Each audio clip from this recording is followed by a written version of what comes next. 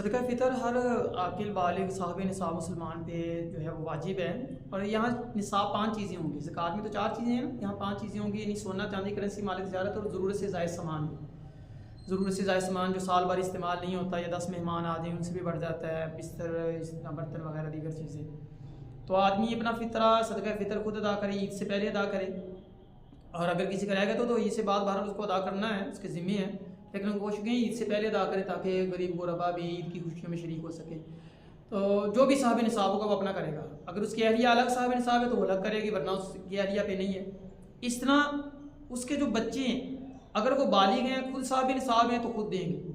हाँ, नाबालिग बच्चों का इसके ज़िम्मे होगा, जो साहिब निसाब है वो अपने नाबालिग बच्चों का अदा करेगा। अगर नाबालिग बच्चों का अपना माल है उसमें से भी अदा कर सकता है, खुद भी अगर जो है उनका अपना माल नहीं है तो ज़ाहिर है ये उनका वालिद बाप है तो नाबालिग बच्चों का सदका फ़ितर भी अदा करेगा।